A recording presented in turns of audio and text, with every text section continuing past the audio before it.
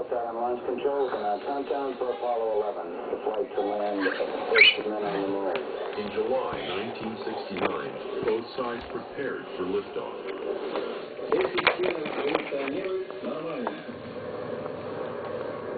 Unit 15 was first off the launch pad.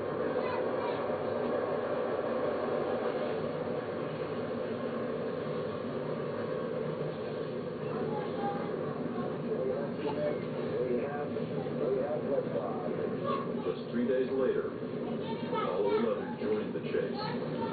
Guard clear, 13 seconds.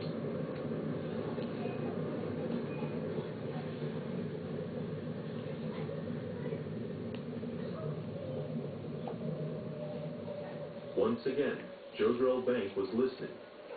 We were tracking Luna 15, and to our surprise, the signals abruptly ceased, and it became clear quite soon that this Luna had crashed onto the lunar surface.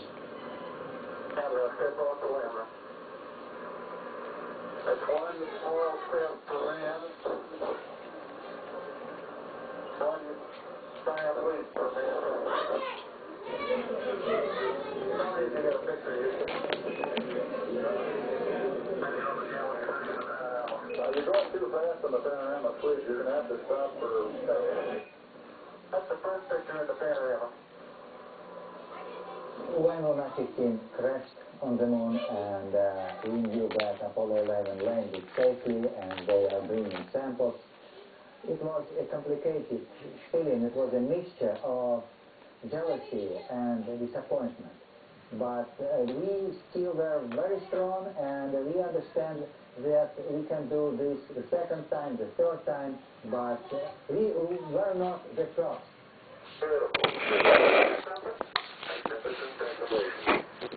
The astronauts began gathering samples of moon rock to bring back to Earth. Oh, that looks beautiful from here. Now, we'll get to the details of what's around here, but it looks like a collection of just about every variety of shape, angularity, granularity, but every variety of rock you could find.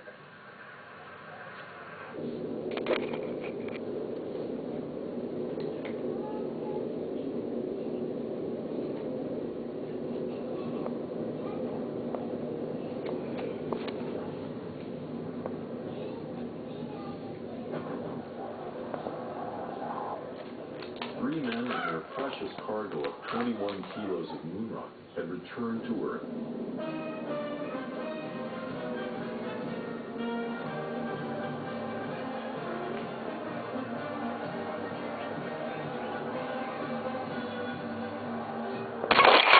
Before they wait to get their hands on the samples.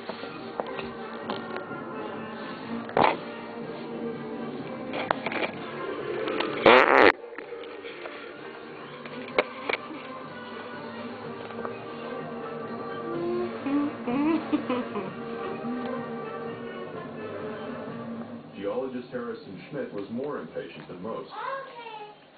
He was one of 6 civilian scientists selected for astronaut training.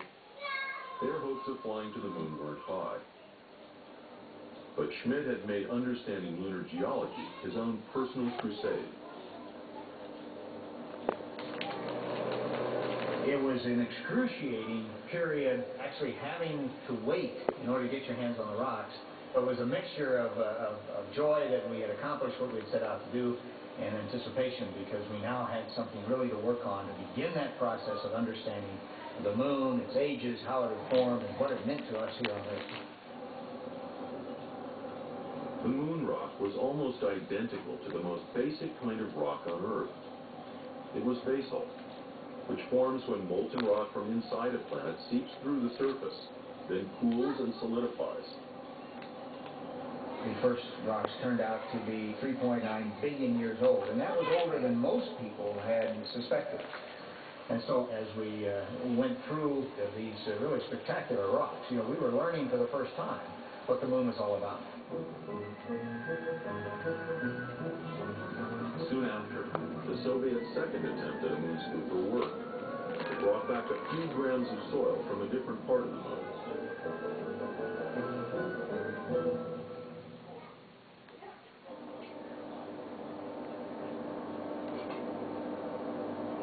Taken together, these early missions provided the first evidence for scientists trying to understand how the moon had formed.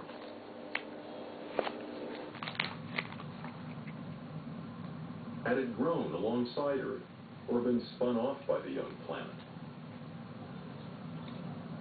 Or had it formed elsewhere and been captured by Earth's gravity? When we got the rocks back from the moon, we saw that the isotopes of oxygen in the lunar rocks were exactly the same as on the Earth. Now, the reason this is important is that we have meteorites from other parts of the solar system, and each other part of the solar system has a different composition of these oxygen isotopes, ratio of one type of isotope to the other. The moon has exactly the same as the Earth. So that seemed to rule out the idea that the moon had formed far away, and it made it much more plausible that the moon was something made out of the same material that the Earth was made out of. But if the moon was made from the same stuff as Earth, there were still puzzling differences. Jay Milosh was one of a team of scientists struggling to make sense of it all. I think probably the most prominent thing about the lunar rocks is they're so dry. There's not a single molecule of water, as far as we can tell, in any of the lunar rocks. And that kind of amazing fact strongly supported the idea that the moon must have come from someplace else. If it had been spun out early in the Earth's history or grown together with the Earth, you'd expect it to have water in it. And yet, other facts suggested that the moon could not possibly have come from somewhere else. That kind of conflict among facts was what led scientists to be very confused at that time about the origin of the moon.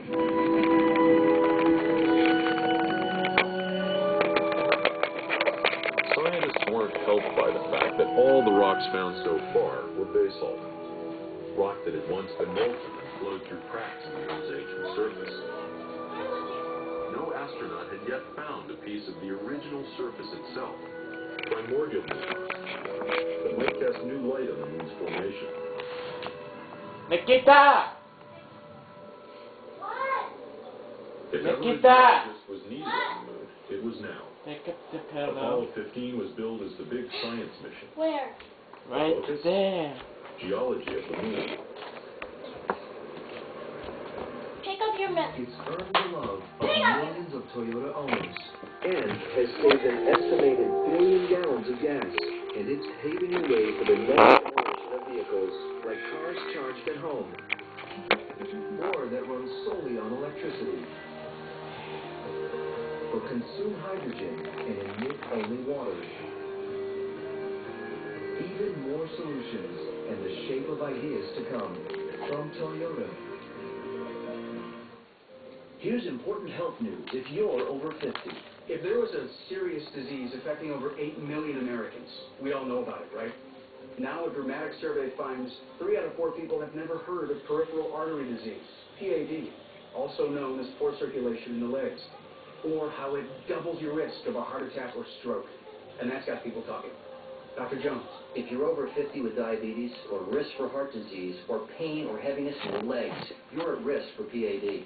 Find out if you're at risk for PAD with this free information kit. You'll see how poor circulation in your legs is likely to be in your heart and brain as well. That's why PAD more than doubles your risk for heart attack and stroke.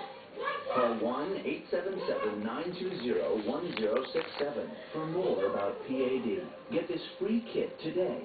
Find out what the risk factors for PAD really are. Get a 7-point checklist that helps you understand what could be putting you at risk. Find out about a simple test medical guidelines recommend for PAD, whether you have symptoms or not. And learn what lifestyle changes and treatment options can help reduce the risk for heart attack and stroke. There's even a discussion guide to take to your doctor. And a free report on the PAD Coalition survey. So call, because the more people are talking about this serious disease, the better. Call 1-877-920-1067 now. Tonight, on an all-new sci-fi science. Invisibility is possible. We're building something you cannot see. We managed to make something disappear. By bending light. Pretty amazing stuff. And breaking the laws of physics. We're able to create materials that have infractions beyond anything in nature. Be prepared to vanish into thin air. You can make objects literally... Sci-fi science. How to become invisible. All new tonight at 10 on the Science Channel. Here's great news from Proactive. If you've got a stubborn pimple you want gone, then clear it fast with our amazing new advanced blemish